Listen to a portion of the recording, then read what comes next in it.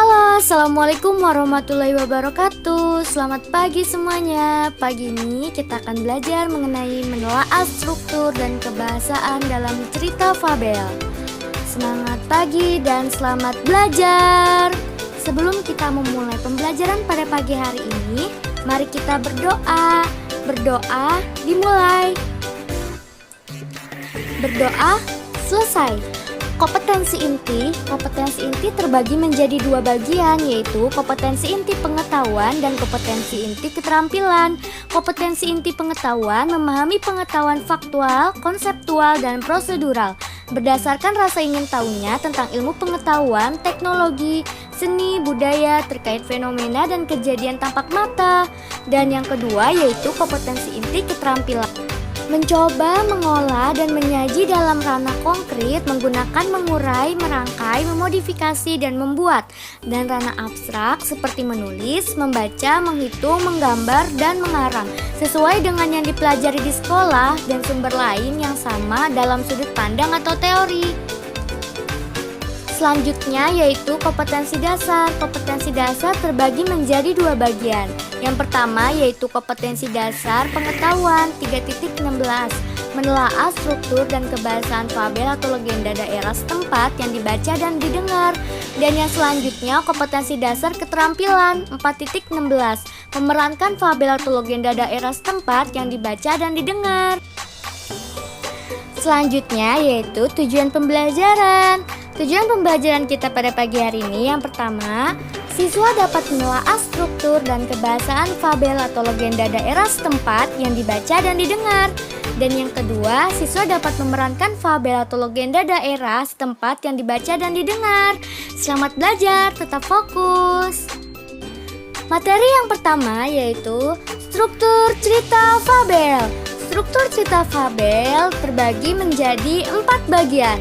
Bagian yang pertama merupakan orientasi, bagian kedua merupakan komplikasi, bagian ketiga merupakan resolusi, dan bagian yang terakhir adalah koda. Yuk sama-sama kita belajar mengenai pengertian maksud dari keempat bagian struktur cerita fabel tersebut.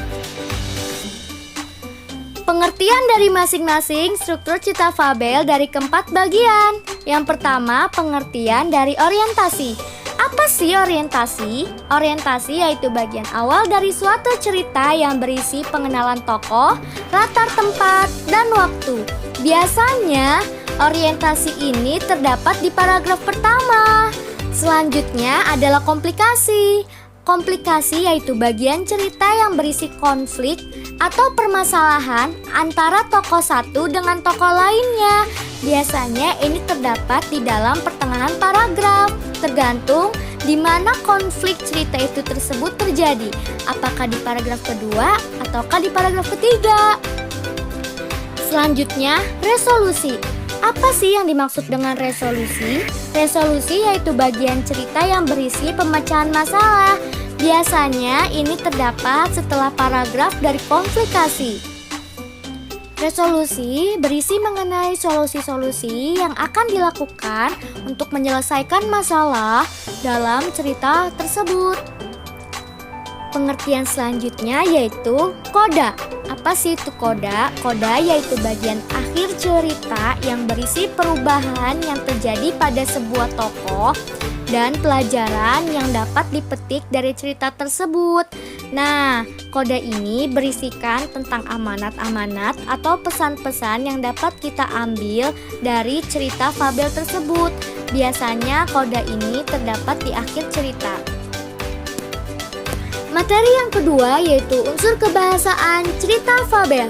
Unsur kebahasaan cerita fabel yang pertama mengenai sinonim dan antonim. Kalian semua udah tahu belum apa itu pengertian sinonim dan antonim? Baik, akan Ibu jelaskan ya. Sinonim adalah kata-kata yang memiliki kesamaan. Ciri-ciri kata sinonim sebagai berikut. Yang pertama, kedua kata memiliki makna yang sama atau hampir sama. Dan yang kedua, kata harus dapat saling ditukarkan dalam konteks kalimat yang sama. Contoh dari sinonim yang pertama itu meskipun sedang naik daun, dia tidak tinggi hati. Yang kedua, Cici menjadi sombong semenjak dijadikan anak angkat oleh pengusaha mebel. Nah, di sini Ibu berikan satu contoh penebalan kata yang merupakan sama dengan artinya sinonim, yaitu ada penebalan di tinggi hati. Dan Ibu berikan juga penebalan di kata sombong, yaitu tinggi hati kata lain dari kata sombong. Maksudnya yaitu tinggi hati maknanya sama dengan sombong. Gimana kira-kira kalian sudah paham belum mengenai sinonim? Selanjutnya yaitu ada kata antonim. Antonim adalah kata-kata yang maknanya dianggap kebalikan atau berlawanan. Ciri-ciri kata antonim sebagai berikut. Yang pertama, kedua kata tidak dapat saling ditukarkan dalam bahasa konteks kalimat yang sama. Yang kedua, kedua kata memiliki makna yang berlawanan. Contoh kata antonim, hidup, kata lawannya adalah mati. Tua, kata lawannya adalah muda. Gimana kira-kira kalian sudah paham belum mengenai sinonim dan antonim? Semoga kalian semua paham ya mengenai apa itu sinonim dan antonim, dan kalian dapat mengidentifikasi kata-kata yang terdapat sinonim dan antonim. Unsur kebahasaan cerita fabel selanjutnya yaitu kalimat langsung dan tidak langsung. Kalimat langsung adalah kalimat yang diucapkan oleh seseorang secara langsung pada saat itu juga mengenai hal sesuatu. Nah, biasanya kalimat langsung ini memiliki kalimat petik. Contohnya, belum, Rida sangat sibuk di kantor, jawab ibu. Yang kedua, kamu ini selah ibu, kakak masih lelah. Nah, ini merupakan kutipan langsung. Kalimat tidak langsung. Kalimat tidak langsung adalah ragam kalimat berita yang memuat peristiwa atau kejadian dari sumber lain yang diubah oleh penuturnya, tidak menirukan atau mengucapkan secara langsung dari sumber yang pertama.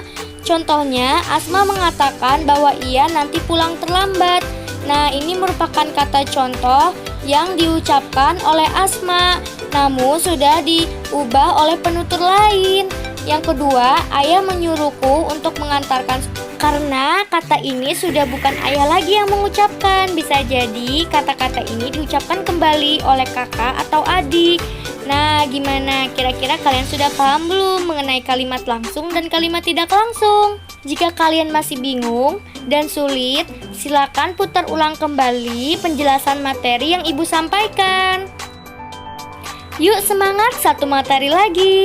Tetap fokus ya, jangan tinggalkan materi ini. Nah, selanjutnya unsur kebahasaan cerita fabel kata seru.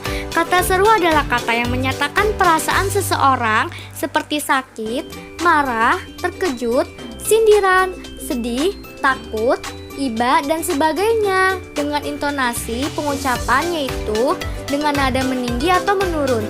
Contohnya, alasan itu tidak dapat kuterima. Wah, berani betul budak itu. Nah, berikut itu adalah merupakan contoh-contoh dari kata seru. Selanjutnya yaitu kata sandang si dan sang. Kata sandang adalah kata yang tidak memiliki arti atau makna khusus yang digunakan sebagai penjelas kata benda yang diletakkan sebelum kata benda. Contohnya, pada suatu hari si kancil kembali mendatangi kebun petani itu. Yang kedua, sang pangeran menemukan gadis cantik di tengah hutan. Nah, memang biasanya dalam cerita fabel atau dongeng terdapat ada kata-kata si dan sang. Jadi sudah jelas ya, jika Ananda semua menemukan kata si dan sang dalam cerita fabel, berarti mereka termasuk ke dalam unsur kebahasaan. Terima kasih. Cukup sekian pemaparan materi pada pagi hari ini. Semoga bermanfaat untuk kita semua. Kurangnya mohon maaf.